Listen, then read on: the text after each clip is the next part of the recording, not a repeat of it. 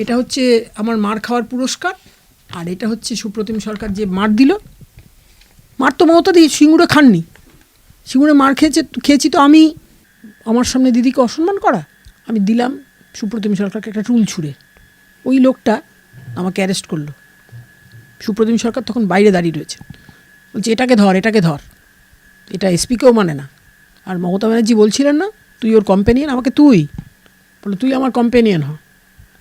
তখন সুপ্রতিম সরকার একটু হাইটটা শর্ট, তখন আমি ও আমাকে সম্মান দিচ্ছে না, তা উনি আমার থেকে সম্মান আশা করেন না। তখন আমি বললাম তোর কি কম্প্যানিয়ন হবো রে আমি? তুই আমার স্বামীকে দেখেছিস? আমার স্বামী 4 ফুট 5 ফুট 10 ইঞ্চি লম্বা।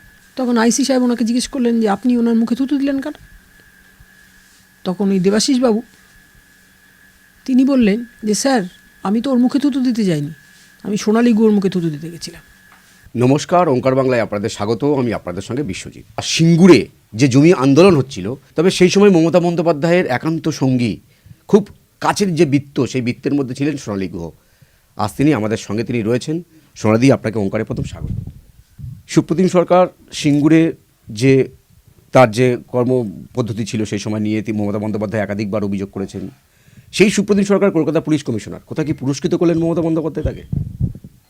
সুপ্রতিম সরকার মানুষটাকে আমি চিনতাম না, আমার তো পুলিশ নিয়ে কাজকর্ম নেই। আমি যেদিন সিঙ্গুর আন্দোলন হচ্ছে আমি কোথাও একটা গেছিলাম, আমার তখন 2টো ল্যান্ডফোন, একটা মোবাইল ফোন। ল্যান্ডফোন দেখি বাজছে, আমি ধরলাম ফোনটা, কে কথা বলছে? দিদি আমি বুচান এখন পঞ্চায়েত সমিতির সভাপতি। বলো বুচান। তখন বলছে যে দিদি কালকে কি বাংলা বন্ধ?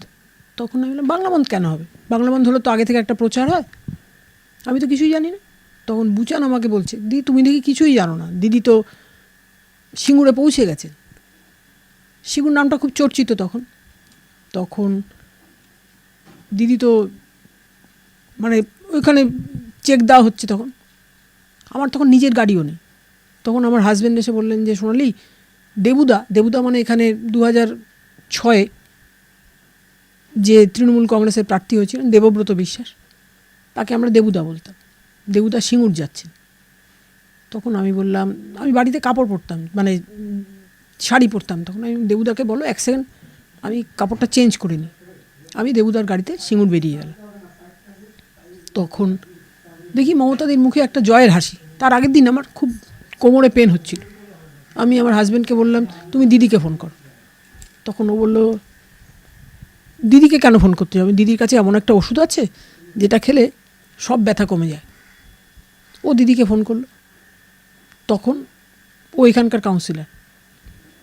তখন দিদি বলল কী বলছিস বল। তখন ও দিদিকে বললো দিদি সোনালির না খুব কোমরে পেন হচ্ছে। তখন দিদি বললো ওকে 2টো অ্যালজোলাম দিয়ে দে। আমি কিন্তু অ্যালজোলাম খেয়ে নিয়েছি, কিন্তু তার ব্যথা কমছে না তো। তখন আমার স্পিকার ছিলেন হাসিম আব্দুল হালিম, তিনি আমাকে তুই তো গাড়ি করতেন, কন্যা স্নেহে দেখতেন। আমি গিয়ে বললাম তাকে যে স্যার আমার কালকে খুব ব্যাক পেন হচ্ছিল, কেন তোর বর তোকে মেরেছে নাকি? তখন আমি বললাম না স্যার, তুই বেলভিউতে চলে যা। বেলভিউতে গিয়ে স্ক্যান করি, আমার ধরা পড়লো কিডনিতে স্টোন। আমি দেখি দিদি বসে আছেন। তখন আমি যেতেই দিদির মুখে একটা জয়ের হাসি, এই তো আমার মুটি এসে গেছে। দিদি আমাকে ভালোবেসে মুটি বলে ডাকতেন, আমি চিরকাল একটু মোটাসোটা। আমি দেখছি দিদি দুর্গা নাম লিখছেন। দিদি কিন্তু ভয় পেলে দুর্গা স্মরণ করেন, আমরা সবাই ভয় পেলে ভগবানকে ডাকি। তারপরে আমাকে বলছেন চল তো মুটি একটু এসপির সঙ্গে দেখা করে আসি। এসপিকে আমি জানি না, চলো। দিদি মানে তখন যেখানে যেতে বলবেন আমরা বিষ খেতে বললাম আমরা বিষও খেয়ে নেবো, এরকম দিদির প্রতি অগাধ আস্থা, অগাধ বিশ্বাস। চলো দিদি। তখন দেখছি এই সুপ্রতিম সরকার দিদিকে খুব অসম্মান করছে। তখন পার্থ চ্যাটার্জি, সুব্রত বক্সি, সিঙ্গুরের এখনও এমএলএ আছেন কিনা জানি না, রবীন্দ্রনাথ ভট্টাচার্য, রত্না নাগ, অসীমা পাত্র সবাই আছেন। পার্থ চ্যাটার্জি যখন আমার পাশে বসে আছেন, তখন আমি বললাম তবে রে আমার সামনে দিদিকে অসম্মান করা। আমি দিলাম সুপ্রতিম সরকারকে একটা টুল ছুঁড়ে। এবার দিদি বললেন কিরে মুটি, তোর তো কালকে খুব ব্যাক পেন হচ্ছিল, লালু আমাকে ফোন করেছিল, তখন আমি বললাম, দিদি আমার না কিডনিতে স্টোন ধরা পড়েছে। তখন দিদি বুঝতে পেরেছেন যে দিদি যে আন্দোলনটা করছে সেখানে আমাদের যে কোনো মুহূর্তে অ্যারেস্ট করতে পারে। তখন দিদি বলছেন যে চুপ কর, মানে তুই একটু কম করে বল। তখন আমি বলছি যে কেন দিদি, আমার তো কিডনিতে স্টোন ধরা পড়েছে, আমি তো কোনো অপরাধ করিনি। তখন এর মধ্যেই একজন ভদ্রলোক, সে নারকেল ছাড়িয়ে দিচ্ছিল, শশা কেটে কেটে দিচ্ছিল, চা দিচ্ছিল, তিনি কিন্তু পুলিশের লোক। তারপরে দেখি আমার ফোনে সৌগত রায় ফোন করলেন। সৌগতদাকে তখন দিদি বাড়ি পাঠিয়ে দিয়েছেন যে সৌগতদা আপনারা সব চলে যান, আমি আন্দোলনকে এমন পর্যায়ে নিয়ে যাব আপনারা দেখতে পাবেন। তখন সৌগতদা চলে এসছেন। সৌগতদা গিয়ে আমাকে ফোন করলেন যে সোনালি তোরা এখন কোথায়? দাদা আমরা এখন সিঙ্গুরেই আছি। বলে প্রচুর পুলিশ আর র্যাব যাচ্ছে, কিন্তু তোদের প্রচুর মারবে, অ্যারেস্ট করবে তো। তখন আমাকে যখন অ্যারেস্ট করলো, ওই ভদ্রলোক আমাকে যখন টানাটানি করছে, তখন মমতাদি আমার কোমরটা জড়িয়ে ধরলো, বললো ওকে একদম অ্যারেস্ট করবেন না, ও আমার কম্প্যানিয়ন। আমাকে বললেন সোনালি তুই টয়লেটে যাবি? আমি বললাম না দিদি, আমি টয়লেট না পেলে আমি টয়লেটে যাবো কেন? তখন উনি ভাবছেন যে আমার তো কিডনিতে স্টোন, আমার বোধহয় টয়লেটে যাওয়ার দরকার। বললাম না দিদি। ওই লোকটাকে বললেন, দিদি আচ্ছা ভাই, মেয়েরা তো টয়লেটে যাবে, একটু আলো টালো ব্যবস্থা করে। ওই ভদ্রলোক করে দিলেন, কিন্তু উনি পুলিশের লোক আমরা বুঝতেও পারিনি। আমাকে যখন অ্যারেস্ট করা হলো, তখন মহিলা পুলিশ শুনেছে তো যে আমার কিডনিতে স্টোন, কিডনিতে একটা শরীরের একটা অংশ থাকে, আমার কিডনির জায়গাতেই মহিলা পুলিশ লাঠি দিয়ে গুঁতোচ্ছে। তখন আমি বললাম যে আপনারা আমাকে মারছেন কেন? আমি তো আন্দোলন করতে এসেছি, আপনারা আমাকে অ্যারেস্ট করতে হলে অ্যারেস্ট করুন। তখন ওই লোকটা আমাকে অ্যারেস্ট করলো। সুপ্রতিম সরকার তখন বাইরে দাঁড়িয়ে রয়েছে, বলছে এটাকে ধর, এটা এসপিকেও মানে না। আর মমতা ব্যানার্জি বলছিলেন না তুই ওর কম্প্যানিয়ন, আমাকে তুই। তখন আমি বললাম হ্যাঁ আমি তো কম্প্যানিয়ন মমতাদির, অ্যারেস্ট করতে হলো আমি মমতাদির সঙ্গে অ্যারেস্ট হই, আর আন্দোলনেও আমি মমতাদির সঙ্গে থাকি। বলে তুই আমার কম্প্যানিয়ন হ। তখন সুপ্রতিম সরকার একটু হাইটটা শর্ট, তখন আমি ও আমাকে সম্মান দিচ্ছে না, দাদা উনি আমার থেকে সম্মান আশা করেন না। তখন আমি বললাম তোর কি কম্প্যানিয়ন হবো রে আমি? তুই আমার স্বামীকে দেখেছিস? আমার স্বামী 4 ফুট 5 ফুট 10 ইঞ্চি লম্বা। তখন আমাকে ছুঁড়ে ফেলে দিয়েই লাঠিচার্জ, আমার টয়লেট হয়ে গেল। তখন অসীমা আমার সঙ্গে, তখন অসীমা পাত্র আমাদের একসঙ্গে অ্যারেস্ট করা হয়েছে। তো আমাদের জিপসিতে অ্যারেস্ট করা, মানে তোলা হয়েছে। জিপসিতে একজন ড্রাইভার আছে যে আমাদের শশা ছাড়িয়ে নারকেল কেটে দিচ্ছিল সব, সে দেখি ড্রাইভারটার মুখে থুতু দিল। তখন ড্রাইভার, সেও তো পুলিশের, সে তখন আইসিকে গিয়ে রিপোর্ট করছে যে স্যার আইবি দেবাশিস বাবু আমার মুখে থুতু দিলেন। তখন অসীমা বলছে ওই দেখো সোনালি দি, যেই লোকটা আমাদের নারকেল ছাড়িয়ে শশা কেটে দিচ্ছিল সে পুলিশের লোক। তখনই জানতে পারলাম যে সে পুলিশের লোক। তাই তো। তখন আইসি সাহেব ওনাকে জিজ্ঞেস করলেন যে আপনি ওনার মুখে থুতু দিলেন কেন? তখন ওই দেবাশিস বাবু তিনি বললেন যে স্যার আমি তো ওর মুখে থুতু দিতে যাইনি, আমি সোনালি গুয়োর মুখে থুতু দিতে গেছিলাম। উনি কেন আমাদের বড় সাহেবকে অসম্মান করলেন? তখন আমি বাথরুমে গেছি একবার, লোকটা কিন্তু আমাদের বাথরুমের আলো টালো জ্বালিয়ে দিয়েছেন। মমতা ব্যানার্জি বলছেন মহিলারা সব বাথরুমে যাবেন তো ভাই। তখন উনি বাথরুমের আলো জ্বালিয়ে দিলেন, আমিও বাথরুমে গেলাম। একটু বলি, মমতা বন্দ্যোপাধ্যায় আমরা দেখছি যে মনীশ গুপ্ত তিনিও ভালো পদে ছিলেন। মমতা বন্দ্যোপাধ্যায় যারা সিঙ্গুরের সময় যারা মমতা বন্দ্যোপাধ্যায় বিরোধী ছিলেন, তারা এখন এই যে পুরস্কারগুলো কেন পাচ্ছে? পিছনে কোনো কারণ থাকতে পারে? সমীকরণটা সেদিন মমতা ব্যানার্জিকে তো কোনো মার খেতে হয়নি। মমতা ব্যানার্জি আমি জানি না তারপরে হাসপাতালে ভর্তি হয়েছিলেন, আমি তারপরেই পুজো ছিল 26শে সেপ্টেম্বর না 27শে সেপ্টেম্বর সিঙ্গুর আন্দোলন হয়েছিল। আমি যখন বাড়িতে আসলাম তখন মমতাদির ভাইয়ের বউ লতা ব্যানার্জি, সেজ ভাইয়ের বউ, যিনি অভিষেক বন্দ্যোপাধ্যায়ের মা, তিনি তো মমতাদির আসলে মামাতো বোন, তিনি আমাকে বললেন সোনালি তোর গা থেকে না দই পচা গন্ধ বেরোচ্ছে। তখন আমি কিছু বলিনি। দিদি বললেন শোন এই দই পচাগুলো যদি না থাকতো না তাহলে আজকে আমাকে মেরে ফেলতো। তারপরেই পুজো এসছে, আমি মমতাদির সঙ্গে বিজয় করতে গেছি, মমতাদিকে বিজয়ের প্রণাম করতে গেছি, গিয়ে দেখছি সুপ্রতিম সরকারকে আমি তখন রিকল করতে পারছি না, সবাই এসছেন মমতাদির সঙ্গে দেখা করতে। তখন দিদি বলছেন, সুপ্রতিম, ও সোনালী গুহ। তখন আমার হাতে তো মিষ্টির প্লেট। সুপ্রতিম সরকার, তিনি ভয় পেয়েছেন বলবো না, তিনি এই যে কুণ্ঠিত ভয়ে বসে আছেন।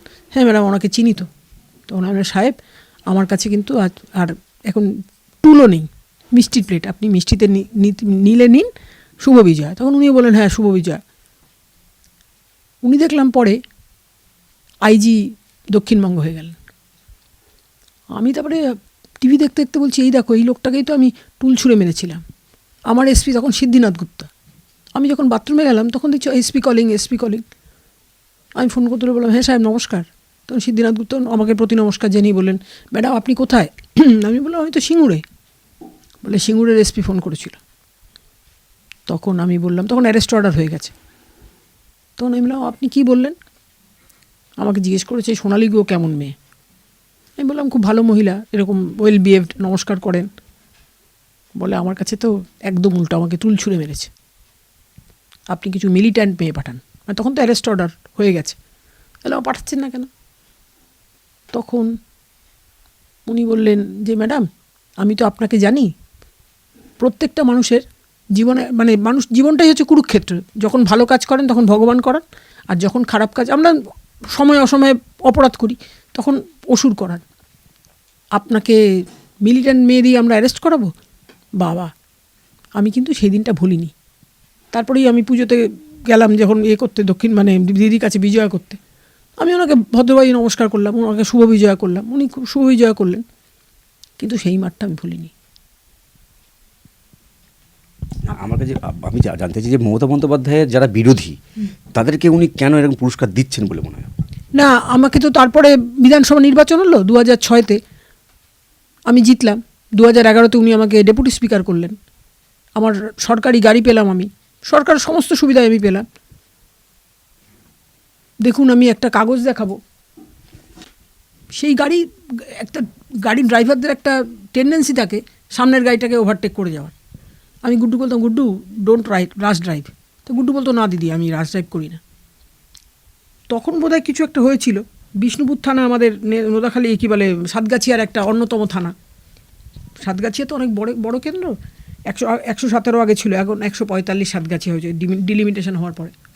সাতগাছিয়াতে দুটো থানা, একটা হচ্ছে নোদাখালী, একটা হচ্ছে দুটো না, 3টে থানা, বজবজ, আর একটা হচ্ছে বিষ্ণুপুর। নোদাখালী থানা, বিষ্ণুপুর থানা থেকে একটা কেস করা হলো 2014-তে। আবার হিয়ারিং পাঠানো হচ্ছে 2026-এ 2 ফেব্রুয়ারি। এটা হচ্ছে আমার মার খাওয়ার পুরস্কার, আর এটা হচ্ছে সুপ্রতিম সরকার যে মার দিল। মার তো মমতা দিয়ে সিঙ্গুরে খাননি, সিঙ্গুরে মার খেয়েছি তো আমি, তারপরে আর বাকি যারা ছিল তারা। সুপ্রতিম সরকারকে প্রাইস পোস্টিং দেওয়া হলো। হয়তো তিনি ভালো কাজ করবেন, আমি আশাবাদী, কারণ কলকাতা তো একটা বিরাট শহর, কলকাতার মানুষের আইন শৃঙ্খলা দেখার দায়িত্ব তো তাকে দেওয়া হয়েছে। আমি মার খেয়েছিলাম, তার পুরস্কার হচ্ছে এটা, আর সুপ্রতিম সরকার মেরেছিলেন, তার পুরস্কার হচ্ছে তাকে, কারণ কলকাতা পুলিশের কমিশনার তো খুব একটা খারাপ পোস্ট, বিরাট ভ্যালুয়েবল পোস্ট। তো তিনি ভালো কাজ করবেন এটা আশা করি। আর আমি এখন বিজেপি করি, তিনি যদি মনে করেন তবে তিনি আমার সঙ্গে কথা বলতে পারেন। আমি অলওয়েজ মানে তাকে সহযোগিতা করব, আমার যতটুকু পেরিফেরি তাতে আমি তাকে সাহায্য করব। কারণ আমাদেরও তো বাস্তব, তার অভিজ্ঞতা হয়তো বেশি, আমার অভিজ্ঞতা হয়তো কম, কিন্তু আমার অভিজ্ঞতা তো খুব কম নয়।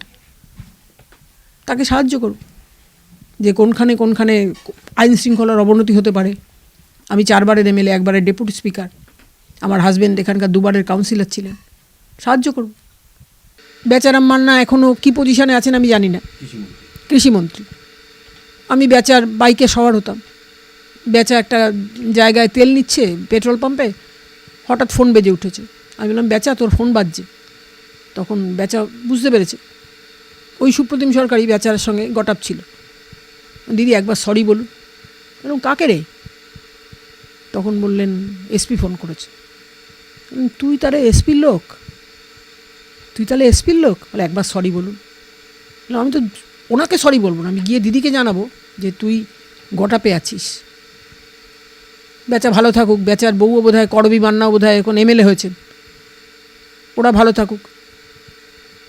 দেখুন, আমি এমন একটা পার্সোনালিটি, আমি জীবনে কারুর ক্ষতি করিনি, করেছি, কিন্তু জীবনে কারুর ক্ষতি চাইনি।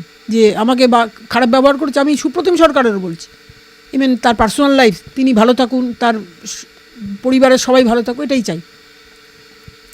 বেচাও ভালো থাকুক, করবি ভালো থাকুক। কিন্তু বেচারা মা, আমি এসে বললাম, দিদি তুমি কাকে নিয়ে রাজনীতি করছো? তখন দিদি বললেন, কেন রে?